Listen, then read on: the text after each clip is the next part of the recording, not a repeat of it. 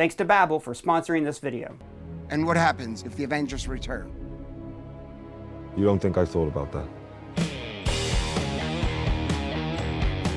Hey, welcome back to ScreenCrush, I'm Ryan Airy. The second episode of Secret Invasion finally reveals what Gravik is planning. He wants Earth for the Skrulls, and he is going to take it by infiltrating every part of the world. Now, of course, there's going to be a certain superhero team standing in the Skrulls' way of achieving this invasion. But according to Gravik, he's got a plan for the Avengers. And the episode reveals that Gravik is doing some sciency stuff to give himself and his people superpowers. And this means we are getting Super Skrulls in Secret Invasion. Now, these are Skrulls that can copy the abilities of other superhumans. So the Skrulls could replicate the powers of the Avengers, even the heavy hitters like Hulk, Thor, and Captain Marvel. Possibly even Doctor Strange and Wanda. And if you think that's really bad for the Avengers, think again. By copying the abilities of superheroes, the Skrulls could destroy the Avengers without even fighting them. The Super Skrulls are going to be terrifying. Also, we discovered a huge detail about the Skrull shapeshifting, something that most of you might have missed. So we're going to explain the secrets of how the shapeshifting actually works and why they need Super Skrulls. Hey, I got a question. Yeah, shoot, what's up? When, like, a Skrull takes over somebody's body, do they just automatically learn that person's language, like Japanese or Spanish? Yeah, I believe so. I mean, at least if they read the person's mind like we saw in episode 1. But then again, everybody in Marvel across the universe seems to speak English. You know me? I do. You're not the only one cursed with knowledge. Oh, you know what? Here's why. They have those translator implants like we saw in Captain Marvel. Do you understand me? Is my universal translator working? Oh yeah, I wish I had that. You're the only person who can understand me. I guess I could wait for that technology to be invented. Sure, I mean, if you want to speak another language, you could wait for aliens to bring us universal translators, or you could try Babbel. They're the sponsor of this video. I started using Babbel when I took a trip to Europe last year, and it helped me navigate through Italy. Now I'm on to Spanish, and I just got to the lessons where I'm done learning grammar, and I'm getting to the stuff that I really love, learning to have a conversation in Español. Me gusta hacer la tarea. Muy bueno, señor Parker. The lessons use situations and dialogue that you would actually use in the real world, like this. Okay, show me, I can't wait. Buenos días, Carlos. Buenos días, Carlos. Buenos días.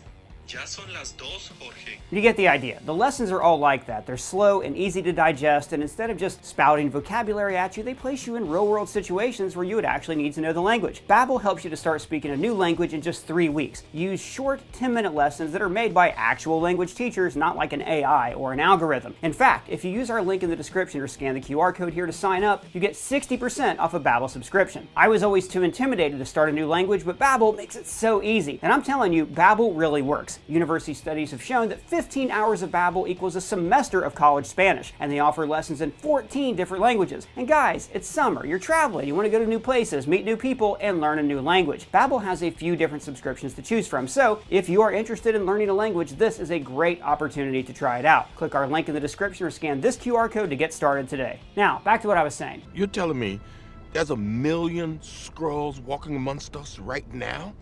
Have you lost your reptilian-ass mind? Alright, after Gravik's meeting with the Skrull Council, Gaia follows Pagon, that's Gravik's right-hand man, to a lab where he talks to Rosa Dalton about harvesting something. Now by harvest, Pagon likely refers to the DNA of other superhumans and aliens. And apparently the harvest Pagon was supposed to get wasn't there. It's unclear what that means, or where the Skrulls are getting their harvest, but I got an idea for that I'm going to explain in just a minute. From what Gaia discovers, the Skrulls have already harvested a few limbs, body parts, and DNA from different beings. We see vines that belong to Groot, the head of a frost beast from the Thor movies, and the hand of Cull Obsidian, as well as the extremis from Iron Man 3. And from what's revealed about Rosa Dalton's research, the Skrulls are currently experimenting with this mysterious machine. When it's activated, it glows, presumably emitting some sort of energy that will turn regular Skrulls into the super variety. Wait, so what is a Super Skrull anyways? Okay, so the Super Skrulls are kind of like super soldiers. All Skrulls are born with a natural ability to shapeshift, but Super Skrulls need to be created with science. Yes, science! These are Skrulls that are enhanced with technology, and what makes them so special is the fact that they can mimic the abilities of other beings. And this is what Gravik is planning. The Skrulls need to harvest the DNA of other beings, and then create the technology that will allow them to copy the abilities of others, particularly the Avengers. And from the trailers, it looks like Gravik's plan will work since he stretches his arm. Or like Mr. Fantastic. Yes, but since we know now that the Skrulls harvested Groot's roots, Gravik will obtain Groot's limb extension ability. So wait, that means Gravik can shapeshift into Groot now? In theory, yes, but we still don't know how the Super Skrulls will work in Secret Invasion. But I have a theory about that and what it means for the show that we're going to get into just a little bit later. Oh man, I didn't know this. What's going on? You confused, buddy? Person, I don't understand how the shape-shifting thing works, and why do they even need Skrulls? Oh, now that's a good point. Some of this is kind of confusing. The first 2 episodes didn't explain the shape-shifting mechanics in too much depth, and even Captain Marvel kind of kept it vague. Yeah, and also, why when Skrulls shapeshift, they change their clothes, but sometimes they don't? I don't get it. Right, so I'm going to explain that before I dive into the Super Skrulls, because I have a feeling that Doug here isn't the only one of you who's in need of a bit of a clarification about the Skrulls' abilities. Tell me something I don't know. Alright, so if you go back to the first Skrull transformation in Captain Marvel, you'll notice something very interesting. The first time we get a clear view of how the shapeshifting works is with Talos. Also, the Skrulls refer to their shapeshifting ability as SIM. Reticulating splines. Skrulls have this detective vision thingy that lets them focus and scan whoever they want to mimic. Once the transformation begins, Talos' skin rips apart like peeling an onion or an animal shedding its skin. And then the fake human skin grows from the inside, replacing the green skin. That's gross. It's all kind of disgusting, but a really good effect. But while the transformation happens, look what happens to his clothes. Notice this purple light on his shoulder. It's a gem or something. The clothes retract into this purple gem, and then the new clothes are formed from that same gem. This looks like really advanced technology, sort of like how the Black Panther suit forms. Although pretty much everyone's got some form of nanotech in the MCU at this point. It's like everybody's a Power Ranger now. It's morphin' time! So the purple gem is embedded in their bodies, and it's linked to their shape-shifting abilities. This explains what happens to the Skrulls when they die. In case you didn't notice, whenever Skrulls are killed, their skin is the only part of them that reverts back to its true form. The clothes remain the same. Oh yeah, why does that happen? Well, what can explain this is that the nanotech gem is linked with the Skrulls' minds. When they die, the gem stops working, just like their brains. So while the skin reverts back naturally, the gem is disabled. Hence why the clothes don't revert back to their original form. Remember this nanotech gem for later, since it might also explain the Super Skrulls. Also, I'm pretty sure this happens for dramatic effect. It's a far more shocking revelation to see a Skrull wearing a superhero suit. All Skrulls have the ability to shapeshift, but it does take skill to be really good at it. Can you turn to a cat? What's a cat? What about a filing cabinet? Why would I turn into a filing cabinet? Also, they can change their size, like Gravik transforming into a child. But shapeshifting isn't their only ability. Skrulls also have enhanced strength, and they also seem to be more durable than humans. Also, they live for a long time and they have resistance to radiation. But what they cannot do is mimic superpowers. Prove you're not a Skrull. And how is that supposed to prove to me you're not a Skrull? A Skrull can't do that. And this brings us to the Super Skrulls. The first and most known Super Skrull in the comics is Kl'rt. He was the first Skrull to ever go through a procedure that endowed him with powers. Now for a Skrull to become the super variety, they must go through bioengineering that will enhance them. But Super Skrulls cannot mimic abilities the same way they shapeshift. They must obtain the DNA of individuals with powers to be able to copy those powers themselves. For example, Kl'rt received the DNA of the Fantastic Four, and that gave him their powers. All 4 members wrapped up into one Skrull. Oh, that's like what happened in Silver Surfer, right? That movie with Silver Surfer in it? Correctamundo. In Fantastic Four, Rise of the Silver Surfer, Johnny Storm absorbed the powers of the Fantastic Four. So imagine that, only with like a big bad Skrull. Oh my God!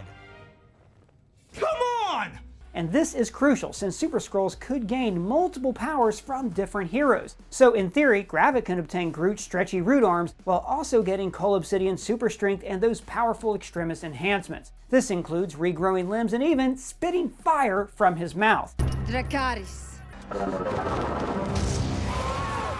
As we explained earlier, this machine is how they would transform themselves into Super Skrulls. Now, it might just be because of Emilia Clarke, but when seeing this machine design, am I the only one who thought about the time machine from Terminator Genesis? So what's the glowing light inside of the machine? Well, I doubt that the energy that the machine creates is radiation, since the Skrulls are resistant to that. Skrulls are immune to radioactivity, and Russia has the most abandoned nuclear plants on Earth. It must be some form of other cosmic energy. However, Gravik's faction must obtain the DNA of enhanced individuals that they want to mimic so they can use their abilities. From what we see in this episode, the Skrulls have yet to work out how to enhance themselves, but their nanotech gem might be the key to solving it, since it's a highly advanced piece of tech. Don't let the Skrulls' current refugee appearance fool you. They are a highly advanced race. For example, they have those fracking pods. These are the total recall devices that they use to probe the memories of those people they mimic. And if you're a Battlestar Galactica fan, fracking pods have a very different meaning. Shut your fracking mouth! Language! Anyways, from what Gaia discovers, Gravik has obtained DNA from Groot, Cull Obsidian, a Frost Beast, and a person with Extremis. So how did they get all that DNA? Well, in case you forgot, Wong cut Cull Obsidian's hand with a portal. Wong, you're invited to my wedding. The Frost Giant might be the same one who arrived in London in Thor the Dark World, and while Aldrich Killian and most of his guys were killed in Iron Man 3, we know for a fact that there are still some people with Extremis running around. We see one in the Underground Fight Club in Shang-Chi. What about Groot? Well, first of all, we don't know if these vines belong to the Groot that we all know and love or another Groot. See, Groot is a Flora Colossus species from Planet X. But he ain't the only one. The Skrulls traveled the stars long before settling on Earth, so that's how they might have gotten their hands on another Groot's DNA. But if you look closer at this picture, these vines may have been taken from the Battle of Wakanda. In fact, these might have been broken here when Groot fought Thanos. Well, how'd the Skrulls get all that DNA?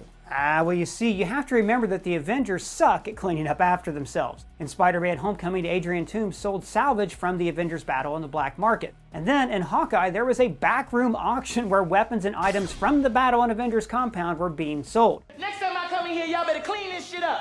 Also, Damage Control are collecting all the stuff that was left behind from alien invasions and such. And in more recent years, they became a police force that even arrests enhanced individuals and incarcerates them in their supermax prisons. So, if the Skrulls infiltrate them, they are going to hit the jackpot. Since the Skrulls are everywhere and can replace anyone, getting all of these body parts and remains shouldn't be that difficult for them. Although, according to Dalton, their DNA selection is limited, and from what Pagon says, the harvest he was supposed to collect wasn't there.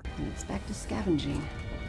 Our DNA selection remains extremely limited. It's hard to piece together what all this means right now, but my guess would be that in the MCU, Skrulls cannot just mimic any ability like in the comics. This means that the Skrulls are compatible with a limited selection of the DNA of other species, or they might have only harvested DNA from dead beings. In Groot's case, the vines are no longer alive, so they need the subjects that are still breathing to make it work and create the Super Skrulls. Regardless, from the trailers we see that Gravik will gain new powers and he won't be the only one, and this creates a terrifying reality in the MCU. On paper, Gravik's plan to counter the Avengers would be to gain powerful abilities to fight them. But here's the thing, Gravik can destroy the Avengers without throwing a single punch or shooting a laser beam from his hands. In the comics version of Secret Invasion, the Skrulls infiltrated every superhero team, replacing their members with shape-shifting Super Skrulls. Gravik could do something similar in the MCU. That man's an imposter!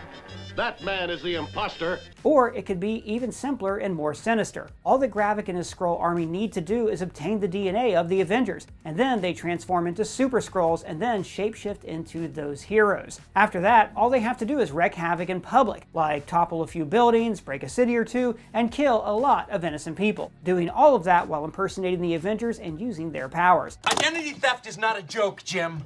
Millions of families suffer every year. And just like that, the whole world turns on the Avengers. Those Sokovia Accords got revoked, but they will be back with a vengeance, with the world's governments taking a far heavier hand this time around. After all, Mysterio already proved that it's extremely simple to frame a beloved superhero with terrible crimes and turn the whole world on them. With Damage Control having access to weapons that can combat heroes, they will actively go after the heroes the Skrulls replaced, and it's only a matter of time till all the heroes are seen as threats. Not to mention that the Avengers themselves might go after their own members, so if a Skrull pretends to be the Hulk, for example, every available Avenger will go after him.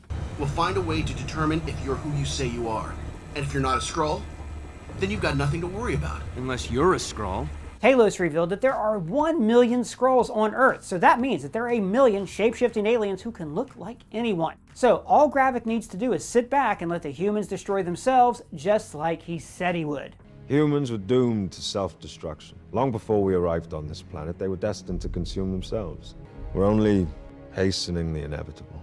And even if everybody finds out about Skrulls eventually, this will only create more paranoia and chaos. Because if anybody can be a Skrull, who can you trust? All of this makes the Skrulls into a serious threat in the MCU. Now, time will tell if the Skrull story will carry over to other movies and shows beyond this show, or if Nick Fury will stop them before they become a massive menace. But if the Skrulls stick around, they could cause a serious threat to Earth. In fact, their invasion might lead to another civil war, which will only divide and weaken the heroes, paving the way for the multiversal war once Kang the Conqueror arrives in Phase 6. So, what kind of Super Skrulls are you hoping to see in the show, and do you think the Skrulls will continue being a threat after Secret Invasion? Let me know your thoughts down in the comments below or at me on Twitter. And if it's your first time here, welcome to the channel. Please subscribe, smash that bell for alerts. For ScreenCrush, I'm Ryan Airy.